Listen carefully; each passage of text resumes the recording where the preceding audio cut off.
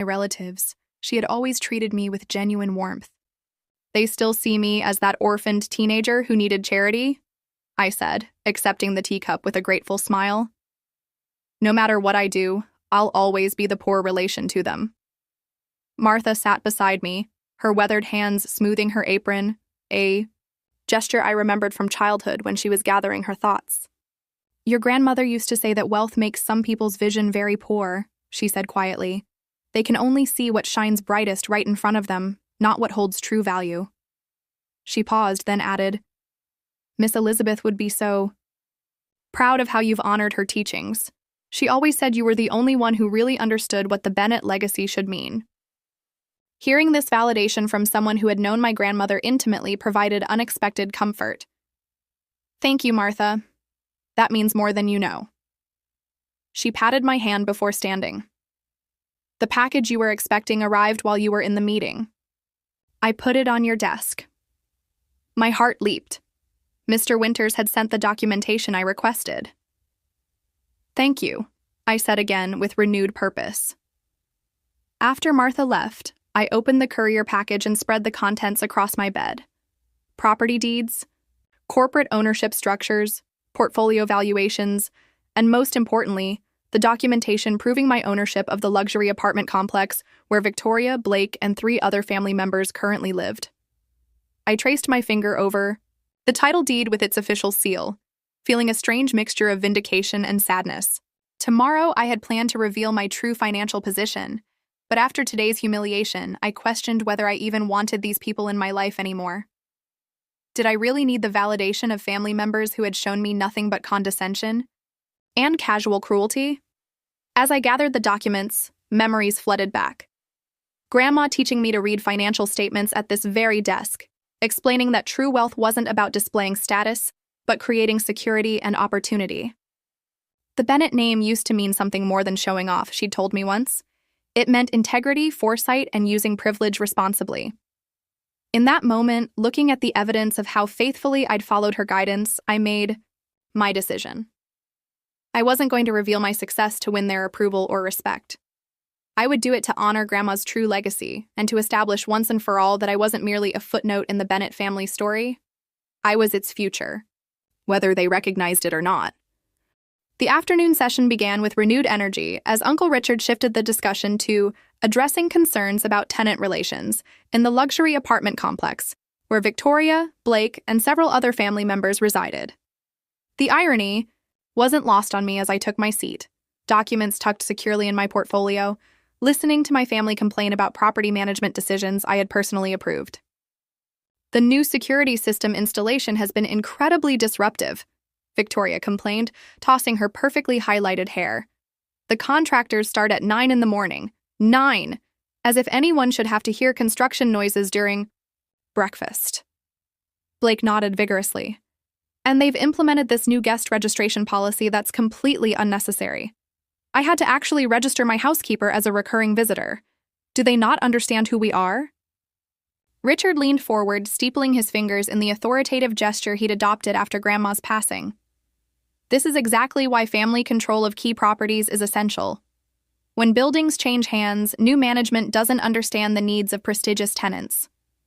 I bit my tongue as they continued, knowing that the security upgrades had been implemented after a break-in 2 floors below Victoria's unit, and the guest policy followed multiple complaints from other residents about unidentified people accessing amenity areas. My improvements had actually increased the building's value by 12% in the past year, though of course they saw only the minor inconveniences. I've had Jenkins look into the ownership structure, Richard continued, referring to his personal attorney. The building was purchased by Horizon Holdings last year, which is owned by Summit Investments, which appears to be controlled by some offshore entity, deliberately obscure, which suggests they might be vulnerable to the right kind of pressure. The calculated way he discussed leveraging family connections to essentially bully the owner, me, made something snap inside. Still, I maintained my calm exterior, years of practice serving me well. What kind of pressure? I asked innocently. Richard smiled, not noticing the dangerous edge in my voice. There are always approval processes that can be expedited or delayed, depending on relationships with the right officials. Plus, with 5 Bennett family members as tenants, we represent a significant portion of their premium units. A coordinated approach could make continued ownership uncomfortable for them. Brad chuckled. Not to mention if we found code violations or tax irregularities, our friends at the city assessor's office might suddenly become very interested in auditing their properties. I watched in disbelief as my family casually discussed using their influence to essentially harass a property owner into selling against their will, a textbook example of the entitled behavior Grandma had always criticized. And Eliza, Bradia, added with a smirk, turning to me. This is how real estate actually works in the real world. Not that you'd understand, since you can't even afford your own place. Still renting that tiny apartment downtown, right? The room fell silent for a moment before uncomfortable laughter broke out. It wasn't just the mockery that infuriated me. It was the casual corruption they embraced while claiming to uphold the Bennett legacy. Speaking of real estate, Richard smoothly transitioned. Let's finalize our decision about this property. He gestured around at the mansion. The developers have presented an excellent offer, and the projected returns from converting to luxury condominiums would benefit all shareholders. I raised my hand, determined to make one last attempt at preserving Grandma's home. Before we vote, I'd like to propose an alternative. This house has historical value beyond its real estate potential. What if we converted it into a Bennett Family Foundation headquarters? We could preserve the architecture while creating something that honors Grandma's legacy of community investment. Richard's expression made it clear he'd already dismissed the idea before I'd finished speaking. While that's a creative suggestion, the financial return would be minimal compared to development. We have to be practical about these assets. Aunt Catherine nodded. Besides, a foundation would require considerable ongoing management. Some of us, she glanced meaningfully at me, might have time for such projects, but those of us actively growing the family fortune have other priorities.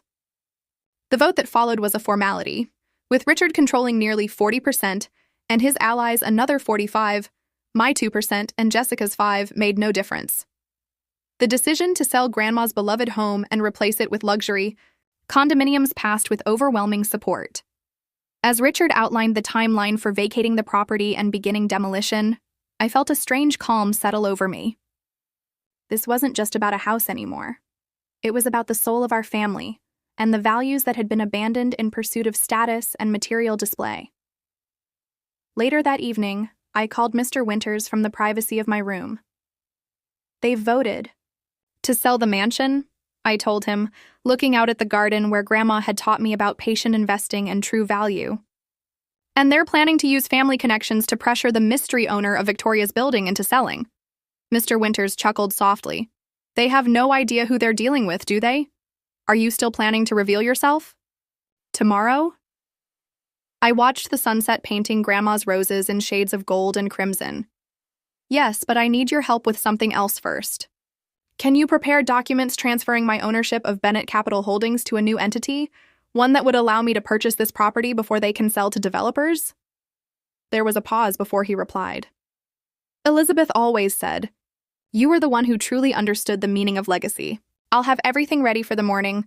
What name do you want for the new entity?" I smiled, remembering Grandma's favorite quote about wealth being a tool, not a trophy. Call it Elizabeth's Legacy Trust. After ending the call, I spent hours reviewing the complete documentation of my holdings, preparing for the revelation that would forever change my relationship with my family. The hurt and anger I'd felt earlier had crystallized into something more powerful. Absolute clarity about who I was and what I stood for. Whether they accepted me or not no longer mattered. I was a Bennett in the ways that truly counted, and tomorrow they would finally understand exactly what that meant. That night, alone in my childhood bedroom, I spread all my portfolio documents across the bed, organizing them meticulously for tomorrow's revelation. The complete picture was impressive even to me. Property deeds, corporate ownership structures, investment accounts, and financial statements showing a net worth that would shock my status-obsessed family. 15 properties in total, including 3 commercial buildings in rapidly developing areas, 12 residential properties in prime locations, and of course, the luxury apartment complex where several family members lived. My total assets exceeded $73 million, more than Brad, Blake, and Victoria combined. I organized everything into a leather portfolio I'd purchased specifically for this moment, one that matched the expensive ones my cousins carried to family meetings. The irony wasn't lost on me that this was the first time I'd ever spent money on appearance rather than substance, but tomorrow was about making a statement they couldn't ignore. As I worked, memories flooded back of Grandma sitting with me in this very room, teaching me her philosophy of patient wealth building. "The problem with showing off your money, Eliza," she'd said, "is that you're always spending instead of growing. True wealth isn't about displaying status, it's about creating security and opportunity." I remembered how she'd taught me to analyze neighborhood development patterns, to identify properties with long-term appreciation potential rather than immediate prestige value. While my cousins were buying luxury condos in already established neighborhoods, I'd followed Grandma's advice to look for overlooked areas on the cusp of revitalization. My first purchase had been a small duplex in a neighborhood that other investors had dismissed as transitional. I'd lived in one unit and rented out the other, using the income to offset my mortgage while property values steadily climbed. 2 years later, I sold it for nearly double my investment and rolled the profits into 2 more properties, continuing the pattern of living simply while my portfolio expanded. The apartment complex had been my biggest gamble, investing nearly every liquid asset I had into a single property. But the location was unbeatable, and my analysis showed strong appreciation potential with relatively minor upgrades. Using the LLC structures Mr. Winters had helped establish, I'd maintained complete anonymity as the owner, implementing improvements that increased both value and tenant satisfaction, despite what my complaining cousins might believe. I pulled out the original handwritten investment journal Grandma had given me when I turned 18. The first entry, in my teenage handwriting, detailed the $500 I'd invested in a mutual fund she'd recommended. Page after page chronicled my journey, first small stock purchases, then increasingly sophisticated investment decisions, all following her principles of patience, research, and value over flash. I traced my finger over her annotations in the margins. "Excellent analysis, Eliza, and consider the 10-year potential, not the 2-year return." These notes had guided me when she was no longer here to advise me directly. My phone chimed, with a message from Mr. Winters. "All documents prepared as requested. Elizabeth's Legacy Trust established. Ready to proceed at your signal tomorrow." I texted back my thanks, then continued organizing my portfolio, making sure every document was arranged for maximum impact. This wasn't just about revealing my financial success. It was about honoring Grandma's true legacy of thoughtful stewardship and quiet strength. Around midnight, a soft knock at my door surprised me. Jessica stood in the hallway, concern evident in her expression. "Just checking if you're okay. You were quiet at dinner." I hesitated before stepping aside to let her in, quickly gathering the documents spread across my bed. Her eyes widened as she glimpsed the property deeds and financial statements. "Eliza, what is all this?" I trusted Jessica more than anyone else in the family, but I'd kept my secret for too long to reveal it casually now. "Just preparing for tomorrow," I said vaguely. She picked up a folder I'd missed, the one containing documentation of my ownership of the luxury apartment complex where she, along with Victoria and Blake, lived. Her jaw dropped as she read the title deed. "You? You're the mysterious owner they've been complaining about?" I nodded, relief washing over me at finally sharing my secret with someone who might understand. "Please don't tell them yet. I'm planning to reveal everything tomorrow." Jessica sank onto the window seat, shaking her head in disbelief. "All these years, they've been treating you like the struggling poor relation, and you've been— What? A secret millionaire?" I smiled at her astonishment. "I followed Grandma's advice about patient investing and living below my means. The less they noticed me, the more freely I could operate without family interference." Jessica laughed softly. "Brad is going to have a heart attack. He was just saying tonight that someone should explain basic real estate principles to you so you could at least afford a decent car." Her expression turned serious. "Are you sure you want to do this? Once they know, everything will change. They'll either resent you or suddenly become your best friends. Neither option is particularly appealing." I joined her on the window seat, looking out at the moonlit garden. I don't need their approval anymore, but I do need to honor Grandma's legacy, the real legacy, not the distorted version Uncle Richard has created. I explained my plan to purchase the mansion through Elizabeth's Legacy Trust before Richard could sell it to developers. Jessica squeezed my hand. She would be so proud of you. I'll be right beside you tomorrow. After she left, I laid out what I would wear for the final confrontation. A simple but perfectly tailored charcoal suit I'd purchased from a boutique in New York last year, but had saved for a special occasion. Nothing flashy or designer labeled, but quietly elegant in a way that reflected my actual values, rather than the family's obsession with obvious status symbols. I also selected my grandmother's simple pearl necklace, the one piece of family jewelry I'd inherited and the perfect symbol of her belief in understated elegance. As I finally prepared for bed, I felt strangely calm. Tomorrow would change everything, but I was ready. The frightened, insecure orphan who had once accepted their condescension was gone. In her place stood a woman who had built something substantial. By honoring the true Bennett values, not of displaying wealth, but of creating it thoughtfully and using it purposefully. Whatever happened tomorrow, I would face it knowing that the person who had truly understood what the Bennett legacy should mean would be standing with me in spirit. "Watch me tomorrow, Grandma," I whispered to the moonlit room. "I think you'll be proud." Tuesday morning arrived with a crystalline clarity that seemed fitting for the day of reckoning. I dressed with deliberate care in my tailored charcoal suit, fastening Grandma's pearl necklace and adding pearl studs that had belonged to my mother. Looking in the mirror, I saw not the poor relation my family had dismissed for years, but a woman of substance and purpose. For the first time, I applied a touch of red lipstick, not to impress them, but as war paint for the battle ahead. I arrived at the conference room 10 minutes early, placing my leather portfolio precisely at my usual seat, and then stepping out to the hallway to center myself. When I returned at exactly 9 o'clock, the family had assembled in their usual formation. Uncle Richard at the head of the table, surrounded by his inner circle of sycophants, with those of lesser standing arranged in descending order of perceived importance. Jessica caught my eye and gave a subtle nod of encouragement. "Good. We're all here," Richard began, not bothering to acknowledge my arrival. "Today we'll finalize the mansion sale arrangements and discuss the apartment. Complex situation." He gestured to his assistant to distribute folders containing what appeared to be developer contracts. The Westbrook Development Group has offered $48 million for the property, with construction to begin next month. Their legal team has prepared the preliminary agreements for all shareholders to sign today. As folders circulated around the table, I remained perfectly still, watching the family's excited murmurs as they reviewed the substantial payouts they would receive. Based on the current shareholding structure, Uncle Richard stood to gain nearly $18 million from the sale, while my 2% share would yield less than $1 million. Still significant money, but a fraction of what the others would receive.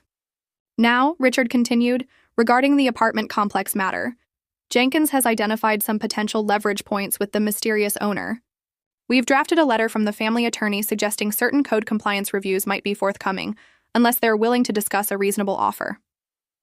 The casualness with which he described what amounted to legal harassment made my blood boil, but I maintained my composed expression. "Before we move forward with either of these items," I said, my voice stronger and more confident than it had ever been in a family meeting, "I'd like to request the floor for a brief presentation of my own." Richard checked his watch impatiently. "We have a tight schedule today, Eliza. The developers are expecting our signed agreements by noon." "This won't take long," I replied, standing and moving to the front of the room without waiting for his permission. The unusual assertiveness of my movement caused several cousins to exchange surprised glances. I opened my portfolio and removed a single document, the most recent valuation of my complete holdings. "For years, I've listened to assumptions about my financial situation," I began, making eye contact with each family member in turn. "I've heard the whispers about the poor relation and endured the condescension, the pity, and occasionally the outright mockery." Brad shifted uncomfortably in his seat while Victoria suddenly became very interested in her manicure. "Yesterday, Uncle Richard presented a graph showing each family member's contribution to our collective wealth. I think it's time to update that data." I handed the valuation summary to Richard's assistant, instructing her to display it on the projector. As the document appeared on screen, showing my net worth of $73 million, a stunned silence fell over the room. "This can't be right," Brad finally sputtered, his face flushing red. "There must be some mistake." I smiled coolly. "No mistake. While you've been buying sports cars and vacation homes, I've been building a real estate portfolio that outperforms most of yours combined." I began distributing copies of my complete financial statement, enjoying the shocked expressions as family members flipped through pages detailing my extensive holdings. "But you live in that small apartment?" Aunt Catherine protested weakly. "You drive that old Toyota?" "By choice," I replied, "not necessity. Grandma taught me that displaying wealth and building wealth are often opposing goals. I chose to focus on the latter." Uncle Richard had turned an interesting shade of gray as he scrutinized my financial documents. "How did you manage this, without family connections, without our network?" The genuine bewilderment in his voice almost made me laugh. "I used the principles Grandma taught me about patient investing and identifying undervalued properties with growth potential. The same principles this family seems to have abandoned in favor of flashy developments and status-driven acquisitions." I removed another document from my portfolio, this one showing my ownership of the luxury apartment complex. "And regarding the mysterious owner you were planning to pressure and harass," I continued, walking around to place the document directly in front of Victoria, "I believe you're all my tenants." The room erupted in chaos. Blake knocked over his water glass. Brad began sputtering incoherent denials, and Victoria stared at the document as if it might bite her. Uncle Richard attempted to regain control, his voice sharper than I'd ever heard it. "This is impossible. You couldn't possibly have acquired that building. The purchase price was well over $20 million. I smiled, enjoying his discomfort. $28 million, actually. All legally and ethically acquired through careful investment growth over 10 years. I turned to address my cousins directly. "So, when you complained about construction noise during breakfast, Victoria, you were complaining about security upgrades I ordered after the break-in on the 12th floor. And Blake, that unnecessary guest registration policy came after 3 separate incidents of unauthorized people accessing the gym and pool areas."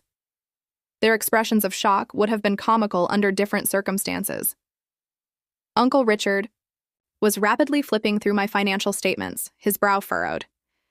"Even if this is all true, it doesn't change the family voting structure regarding the mansion sale. The agreements have been prepared based on the established shareholding percentages." This was the moment I'd been preparing for. I placed one final document on the table, the incorporation papers for Elizabeth's Legacy Trust. "Actually, there's been a recent change in ownership structure.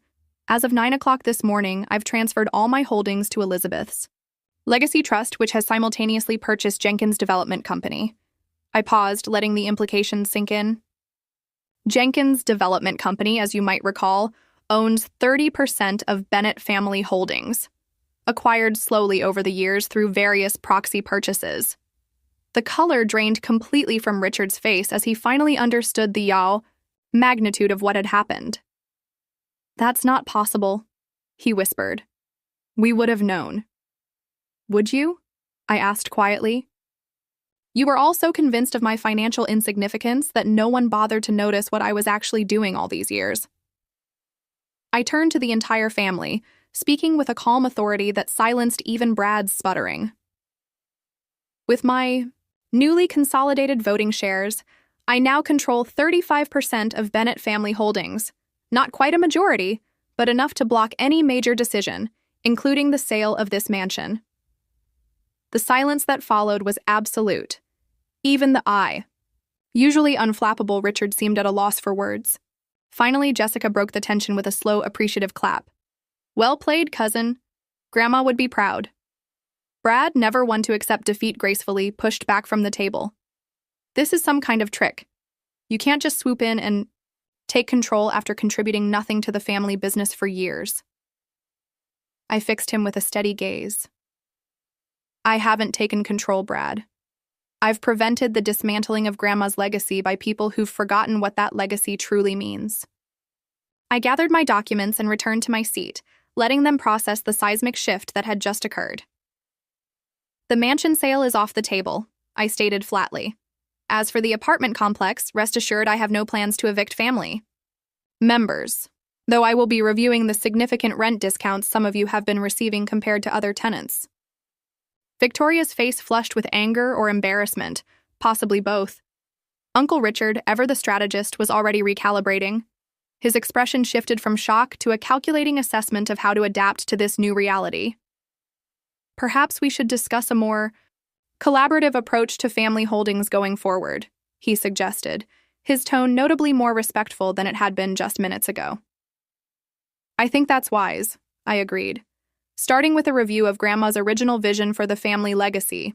One, based on stewardship rather than status, on growing wealth thoughtfully rather than displaying it ostentatiously. As I looked around at their stunned faces, I felt not triumph, but a quiet satisfaction that finally, after all these years, they were seeing me, truly seeing me for the first time. In the days following my revelation, the Bennett family dynamics underwent a seismic shift that no one could have predicted. The immediate aftermath in that conference room was a blend of chaos and desperate recalibration. Uncle Richard attempting to salvage his authority, Brad alternating between disbelief and clumsy attempts to reframe our relationship, Victoria suddenly discovering a deep respect for my business acumen that had apparently been invisible to her for decades. The transformation was both fascinating and transparent. Richard was the first to adjust, inviting me to a private lunch, the very next day at his exclusive club where he'd never once suggested I join him before. "I've clearly underestimated you," he admitted, studying me with new eyes across the white tablecloth. "Perhaps we've all been blinded by traditional expectations of success." I sipped my water, neither accepting nor rejecting his olive branch. "Grandma would say we've confused the substance of wealth with its symbols." He nodded thoughtfully. "Elizabeth always did have a different perspective than most of the family. I see now she passed that to you." His attempt at reconciliation was predictable but came with strings attached, proposals for joining forces, and leveraging our combined influence that revealed he still hadn't grasped the fundamental difference in our values. I listened politely but made no commitments, explaining that any future collaboration would need to align with the principles of responsible stewardship that Grandma had championed. Aunt Catherine attempted a different approach, inviting me to her country club for tea and suddenly expressing interest in my philanthropic vision, after years of dismissing my charitable contributions as insignificant.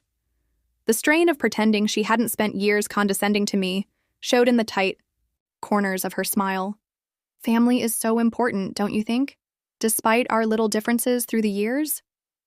she suggested, patting my hand in a maternal gesture that would have been touching if it weren't so calculating. Brad took longer to approach me, his pride clearly wounded by the revelation that his supposedly struggling cousin was substantially wealthier than him. When he finally called, it was with a business proposal, a development project he claimed needed my unique perspective. Though it was transparent, he was primarily interested in access to my capital. I declined politely but firmly, suggesting he revisit some of Grandma's investment principles if he wanted to discuss future collaborations. Not everyone's reaction was self-serving. Jessica, who had stood by me during the revelation, remained a steadfast ally in the family reconfiguration that followed. "It's like watching a nature documentary," she joked over coffee a week after the confrontation. "Observe as the Bennett family members adapt to the new apex predator in their natural habitat." We laughed together, the genuine warmth of our connection standing in stark contrast to the suddenly solicitous attention from relatives who had previously dismissed me. I made conscious decisions about which relationships to nurture and which to maintain at a polite distance. Those who showed genuine remorse for their previous treatment earned second chances. Those who merely adjusted their behavior without real introspection received professional courtesy, but little more. The future of Grandma's mansion became my first major project. Rather than selling to developers as Richard had planned, I established it as the headquarters for the newly formed Elizabeth Bennett Foundation, dedicated to affordable housing initiatives and financial education for underserved communities. The irony wasn't lost on me that the very family members who had mocked my supposed financial limitations would now attend foundation events in a building preserved by the wealth they hadn't known I possessed. I maintained my modest apartment and reliable Toyota, not out of necessity but continued choice. The freedom of living unburdened by others' expectations had become too valuable to abandon, even now that my financial reality was known. My cousins still occasionally expressed bewilderment at my preference for substance over display, but they no longer dared to mistake it for inability. The most meaningful consequence of my revelation came 6 months later, when Martha, our family's longtime housekeeper, approached me at a foundation event hosted at the mansion. "Your grandmother visits me sometimes in my dreams," she confided, her weathered hand resting on mine. Last night, she was positively glowing with pride. She said, "Martha, she understood all along what the others forgot, that wealth is meant to provide security for doing good, not for showing off." Tears pricked my eyes as Martha continued. "Miss Elizabeth always said you were the one who truly inherited the Bennet spirit, not the name or the money, but the heart of it." That validation meant more than all the newfound respect from family members who had dismissed me for years. My healing journey wasn't instantaneous. The hurt of decades of condescension and exclusion couldn't be erased by a single moment of triumph. There were still family gatherings where old patterns threatened to reassert themselves, still moments when a careless comment from Brad or Victoria would reopen old wounds. But with each passing month, I grew more comfortable in my new role as a guardian of Grandma's true legacy, finding a balance between forgiveness and maintaining healthy boundaries. The greatest lesson I learned through this journey wasn't about money at all. It was about authenticity. For years, I'd allowed my family to misperceive me, partly out of strategy, but also partly out of a lingering desire for their approval. The freedom that came with finally being fully seen, whether they liked what they saw or not, was more valuable than any property in my portfolio. I discovered that success without integrity becomes hollow, that wealth without purpose becomes a burden, and that family connections without genuine respect aren't worth maintaining. Today, as I sit in Grandma's rose garden, now preserved in perpetuity through the foundation, I feel a sense of peace that transcends the vindication of that dramatic revelation day. The Bennet family continues to evolve, some relationships healing into something authentic, others maintaining a respectful distance. The mansion that was nearly sold for condominiums now hosts financial literacy programs for young people from backgrounds similar to my mother's, the kindergarten teacher who married into wealth but never forgot the value of work and character. I still drive my Toyota to foundation meetings where Uncle Richard arrives in his Bentley, but the difference now is that we both understand it's my choice rather than my limitation. The true wealth I've built isn't just in my real estate portfolio. It's in the freedom to live authentically regardless of others' opinions, to honor values that matter beyond status and display, and to use privilege as a tool for positive impact, rather than personal aggrandizement. So what about you? Have you ever been underestimated by family or friends only to prove them wrong later? Or maybe you're still in that building phase where others don't yet see your potential? I'd love to hear your stories in the comments below. And if this journey of quiet determination and ultimate vindication resonated with you, please hit that like button and subscribe to hear more stories about finding strength and authenticity, even when others don't see your worth. Thank you for joining me today. And remember, sometimes the most powerful move isn't displaying your advantages, but waiting for the perfect moment to reveal them.